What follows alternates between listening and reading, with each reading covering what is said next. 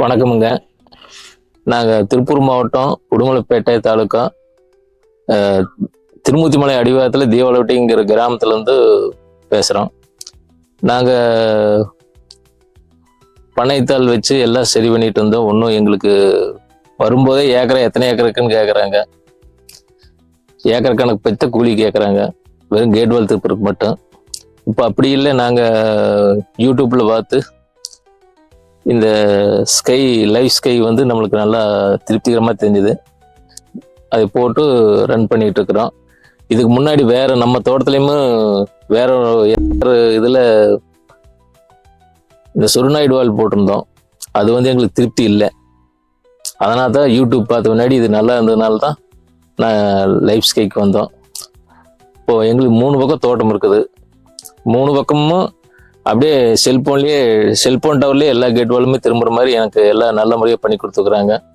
நல்லா திருப்திகரமாக இருந்துச்சு. முதல்ல 2 கேட் வால் போட்டோம், அப்புறம் அப்படியே எக்ஸ்டெண்ட் பண்ணி இப்போ 10 கேட் வால் வந்துட்டோம்.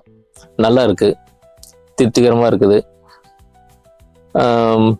நாங்கள் வெள்ளாம் வைக்கிறதுக்கு சௌரியமாக இருக்குது. எப்படி வேணால் பண்ணிக்கலாம். மக்கான் நெட்டிக்கிறோம், மக்கானிக்கும் பிரச்சனை இல்லை. வேணா தண்ணி திருப்பிக்கலாம். எப்படி வேணாலும் எல்லா சௌகரியமும் பண்ணி கொடுத்துட்றாங்க. நல்லா இருக்குது. இப்போது நான் முதல்ல 2 கேட் வால் மாட்டின முன்னாடி எனக்கு வந்து கிளவர கேட் வால் 2 கிலோமீட்டருக்கு அந்த பக்கம் இருக்குது. அதை எப்படி இயக்கிறதுன்னு கேட்க சோலார் இருக்குது, பண்ணிக்கலாம். நாங்கள் இது சோலாரில் வந்து 3 கேட் வால் மாட்டிக்கிறோம். 3ம் நல்ல முறையாக இயங்குது.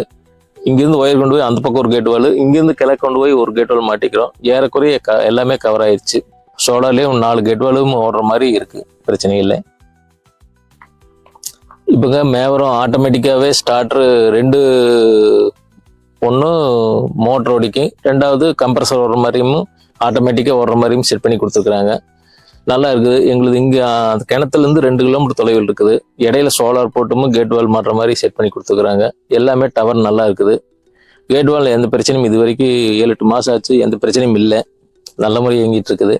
நல்லா சர்வீஸும் பண்ணுறாங்க, பிரச்சனை இல்லை. இப்போது கிணத்துமேட்டில் 2 கேட் வால் மாட்டிக்குதுங்க. அங்கே வந்து ஒரு 150 மரம் ஒன்றும் 120 மரம் ஒன்றும் 270 மரத்துக்கு அங்கே 2 கேட் வால் செட் பண்ணிக்கிறோம். ஒரு கேட் வாலுக்கு 1.5 மணி நேரம், ஒரு கேட் வாலுக்கு 2 மணி நேரம் வச்சுருக்கோம்.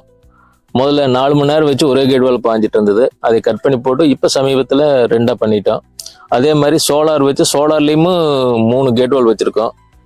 எந்த பிரச்சனையும் இல்லை. டவர் நல்லா இருக்குது, கிளியராக இருக்குது. செல்ஃபோன்லேயே ஆப்ரேட் பண்ண மாதிரி இருக்குது.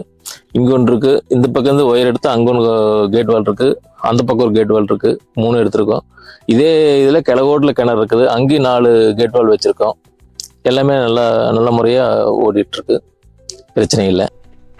இங்கே வந்து 4 கேட் வால் வச்சுருக்கோம் 2வது கிலோமீட்டரில்.